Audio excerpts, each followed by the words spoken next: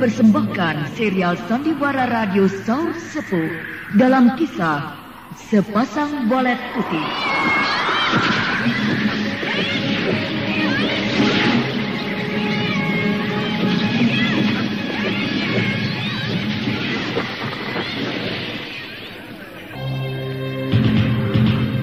Saur Sepuh dalam kisah Sepasang Walet Putih. Naskah karya Niki Kosasi. Hiasan musik dan sutradara Indra Mahendra.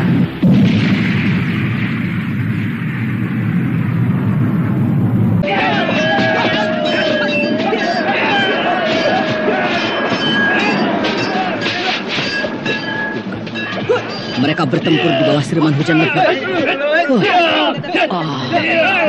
Bukan main. Wah, Garni sudah melompat keluar. Dia mau menyerang dari arah belakang. Lalu, aku harus bagaimana ini? Lebih baik menonton saja.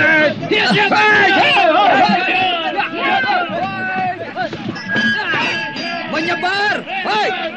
Jalak tandang! Kau bergeser ke kiri. Jalak satar, kau bergeser ke tengah. Aku ke kanan. Tiga orang jawara dari Madangkara itu memang jago bertempur. Mereka menguasai siasat dan taktik dalam pertempuran dalam keadaan apapun. Pasukan musuh rupanya tidak biasa bertempur di waktu hujan lebat. Gerakan mereka agak terhambat. Tapi tiga jawara itu tetap saja mantap. Tidak terpengaruh sedikit pun oleh hujan yang lebat.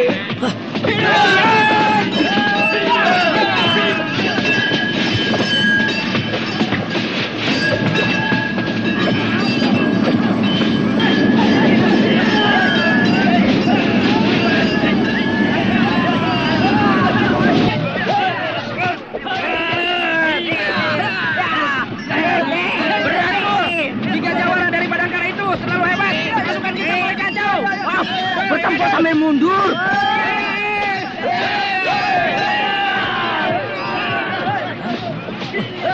Pasukan itu kenapa sekarang bertarung sambil mundur? Jalak Harupat, mereka bertarung sambil mundur. Mereka mulai terdesak. Biarkan saja. Nanti juga akan dihadang oleh Den Ayu Garnis. Iya.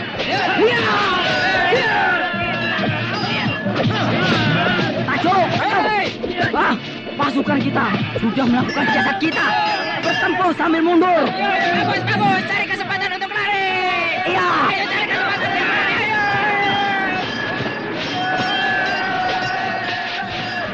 Hei, mau kemana kalian?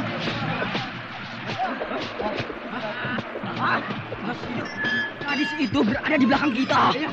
Dia mau menghadang kita. Kemarin kalian aku biarkan lolos. Tapi sekarang, jangan harap aku memberi hati lagi. Lihat, bagian belakang mereka kocar-kacir. Nah, itu pasti Den Ayu Garnis. Ya, Den Ayu Garnis mulai beraksi. Ayo, cepat bereskan pasukan Kroco ini. Garnis mulai beraksi. Pasukan yang mau mundur itu jadi berantakan diobrak-abrik.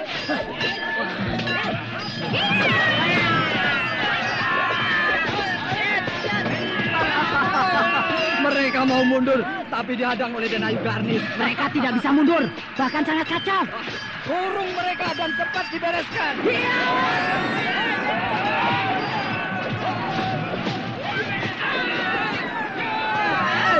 Hentikan serangan. Kami menyerah. Hentikan serangan.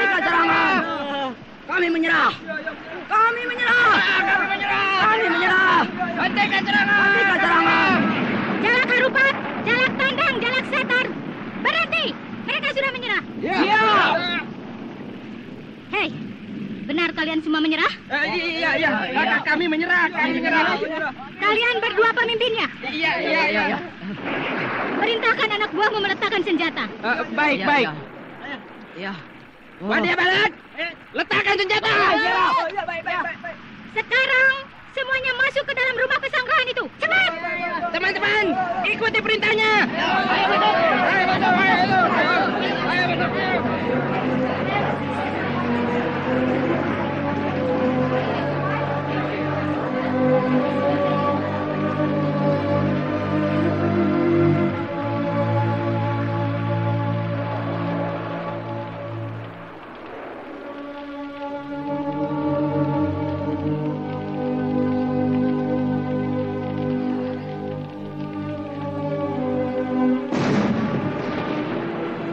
Habis hujan-hujanan di luar, semuanya masuk ke dalam rumah. Lantai rumah pesanggrahan ini jadi basah kuyup. Ya, dari orang segini banyak, hanya aku sendiri yang tidak basah. Soalnya kau tidak ikut bertarung di luar, jadi kau tidak kehujanan. Lalu orang banyak itu mau diapakan? Kau yang periksa. Aku? Aku yang memeriksa mereka? Iya, cepat. Aku sudah kedinginan. Iya, baik, baik.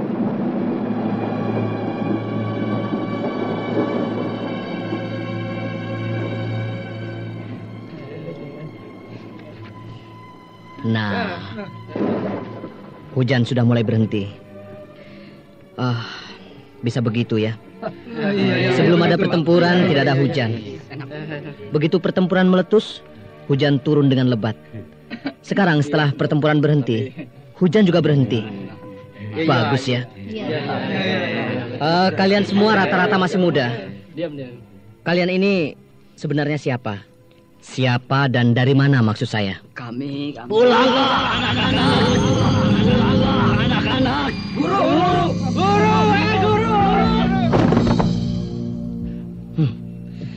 Tiba-tiba muncul seorang laki-laki tua, berpakaian serba putih, dan suaranya bergema, mengandung tenaga dalam yang kuat.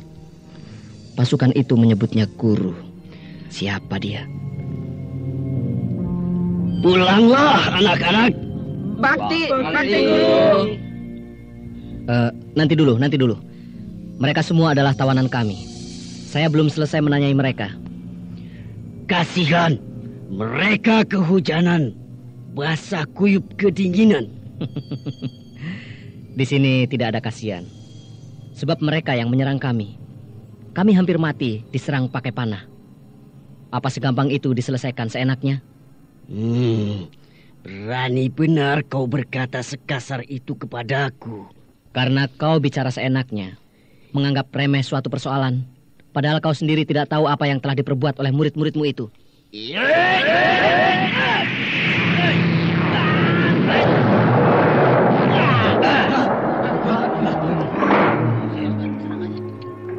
Gila, dia hanya mengibaskan tangan kiri, tapi mengandung tenaga gempur yang hebat.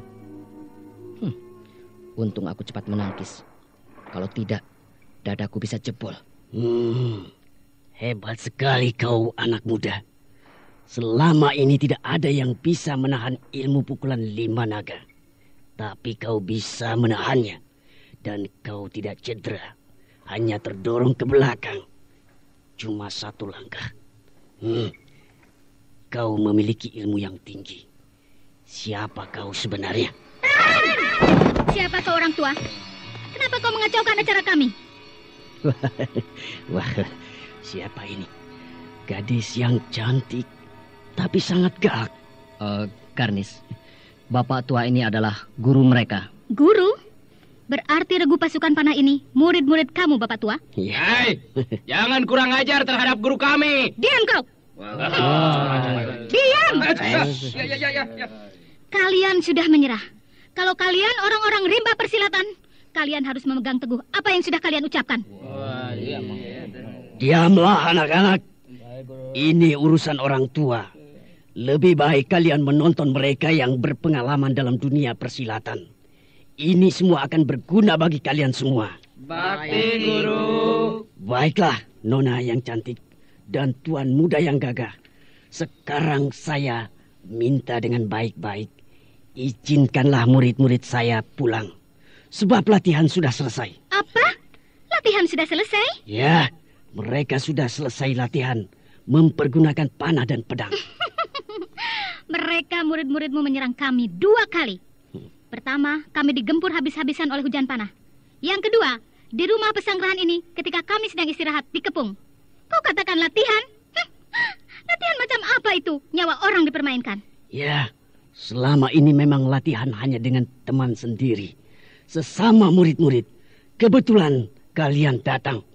Jadi biarlah mereka berlatih dengan orang lain. Supaya dapat merasakan bagaimana kalau bertarung yang sesungguhnya. Dan kau ini guru macam apa? Kalau sedang latihan bilang dulu. Jangan asal gempur. Kalau kami mati atau cedera, apa kau cuma bilang maaf? Enak saja, tidak bisa. Kalau tidak boleh, Berarti kau harus mau berhadapan dengan aku. Boleh. Memang dari tadi aku penasaran ingin menjajal kehebatan kau. Ya.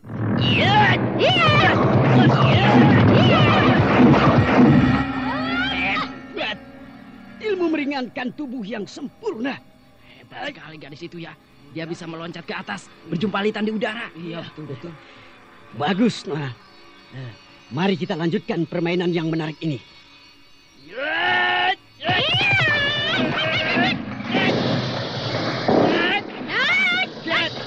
Lihat, guru kita hebat sekali. Ya, serangannya sangat kencang, mantap dan cepat.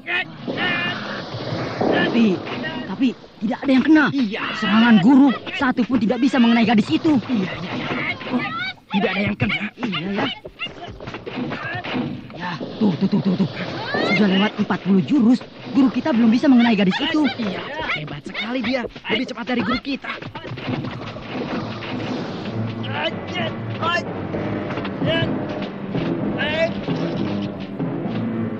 Wah, kalau si guru itu kalah, dia akan kehilangan muka di hadapan murid-muridnya.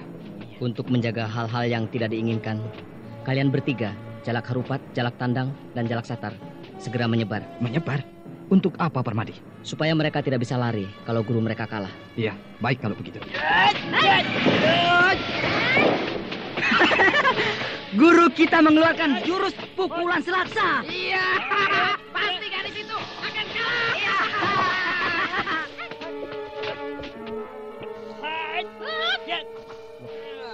Si guru mengubah jurus. Sekarang serangannya menjadi lebih hebat. 2 kali lebih cepat dari yang tadi. Dan juga mulai terdesak itu.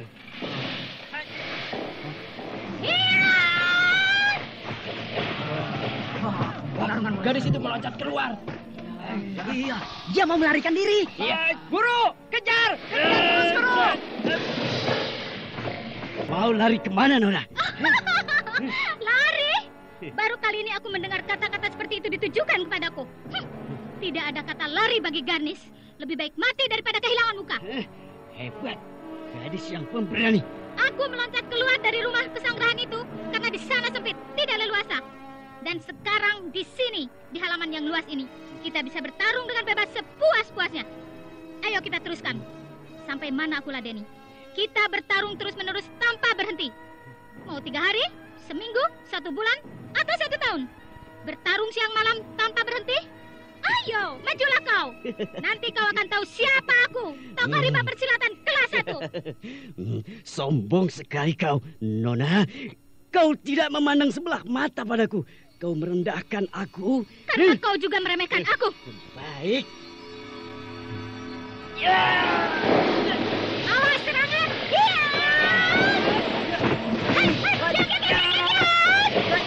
Wah, Senayu Garnis mengeluarkan jurus tendangan berantai. Kedua kakinya melakukan tendangan beruntun dan bertubi-tubi. Sangat cepat sekali. Si guru itu kewalahan sekarang. Tendangan berantai itu benar-benar ampuh. Dalam waktu 20 jurus, si guru itu pasti terdesak.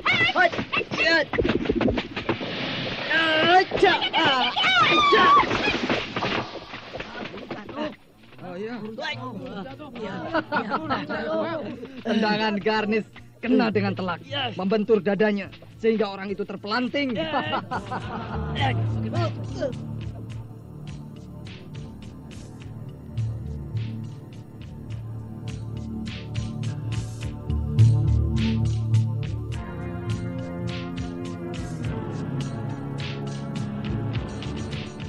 Bagaimana, Pak?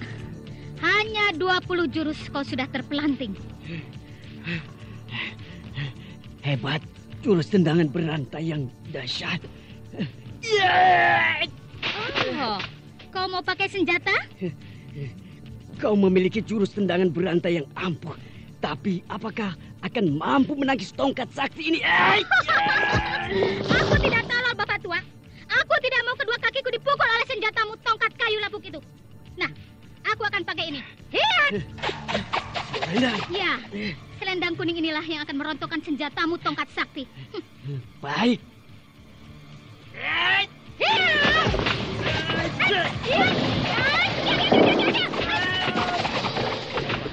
Senjata Bapak tua itu.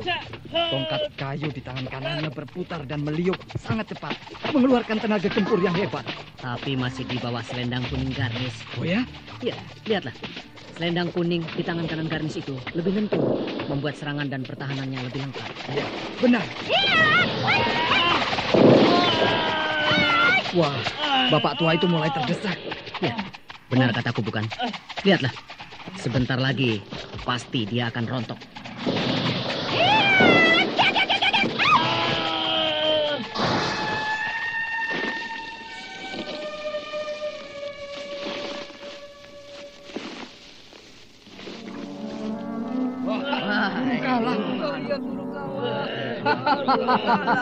Tongkat sakti terlempar. Dia sendiri terbanting ke tanah. Luar biasa. Selama ini tidak ada yang bisa mengalahkan aku. Senjataku, tongkat sakti yang ditakuti. Senjata apapun bisa aku hancurkan dengan tongkat sakti. Tapi gadis itu, hanya dengan sehelai selendang, aku tidak berdaya.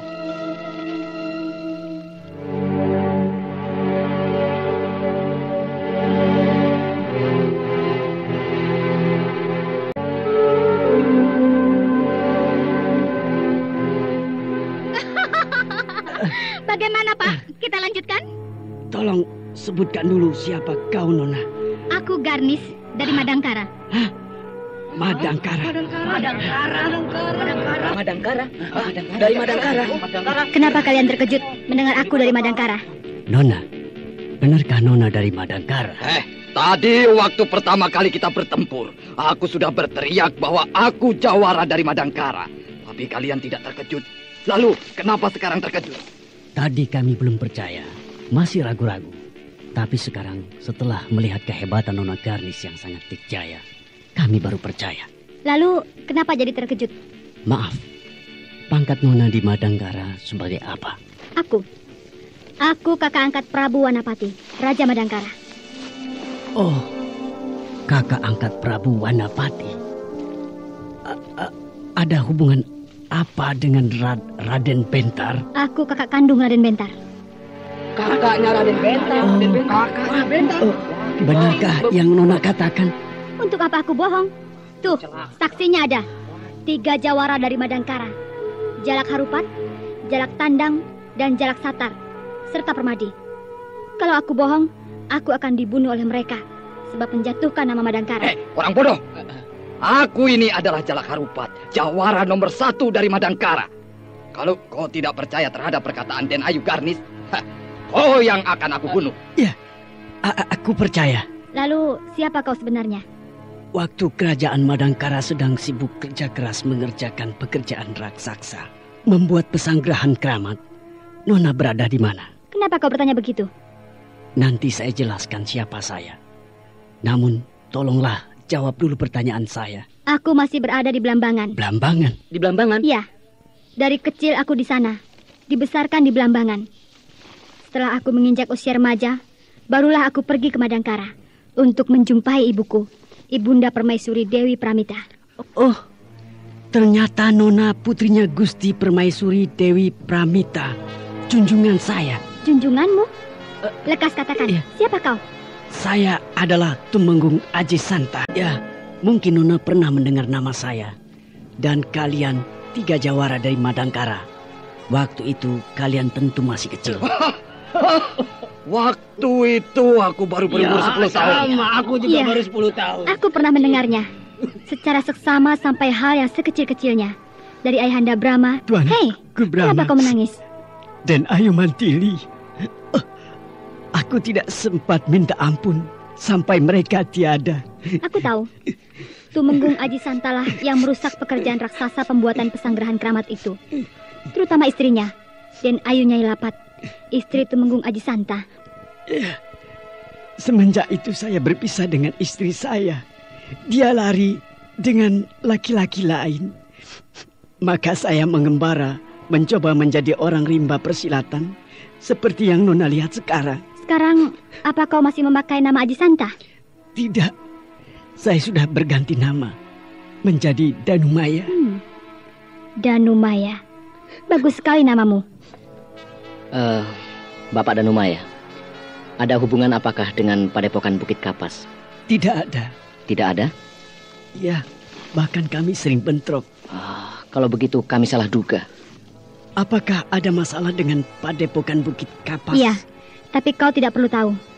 Saya tidak mau lagi mencampuri urusan orang Madangkara. Di manakah letaknya Padepokan Bukit Kapas itu? Mari saya antar. Kalau ini jebakan, Bapak akan tanggung akibatnya. Percayalah, saya tidak akan menjebak. Baik, mari kita berangkat. Anak-anak, ayo kita ikut. Danti, Iya, Kakang. kau bisa memaafkan aku, bukan? Kurasa memang sudah harus seperti itulah jalan kita. Ya, tak perlu ada yang kumaafkan. Aku sudah menyadari sepenuhnya. Apalagi aku adalah hanya seorang wanita. Harus menerima dengan senang hati, walau sebenarnya aku tidak suka. Danti, maafkan aku. Aku telah membuat kau selama ini menderita. Aku sungguh-sungguh menyesal. Dan penyesalanku paling dalam adalah umur perkawinanku dengan dia. Hanya beberapa hari saja. Lalu kau menyesal mengapa kawin dengannya? Ya. Aku merasa bahwa aku dikecewakan. Bahkan perasaanku, aku dipermainkan olehnya. Ya, mungkin itu adalah suatu hukum yang harus Kakang terima. Hukum? Ya. Maksudmu, Danti? Ya, memang seseorang itu sama sekali tidak ingat akan kesalahannya. Tapi justru malah sebaliknya. Kesalahan orang lain sedikit saja menjadi ingatan, menjadi kenangan sepanjang masa.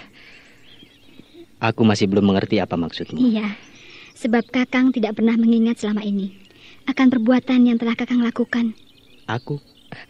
Aku mengecewakanmu begitu? Jika Kakang tidak merasa mengecewakan, ya tidak apa. Aku juga tidak akan bisa memaksakan begini atau begitu kepada orang lain. Ya, aku tahu kau kecewa karena putusanku dulu. Nah, jika Kakang merasa pernah bersalah, maka Kakang tak perlu menyesal bila ada wanita yang mengecewakan Kakang. Sebab itu adalah hukuman bagi perbuatan Kakang sendiri. Kakang ingat bukan bagaimana aku ketika itu? Ya.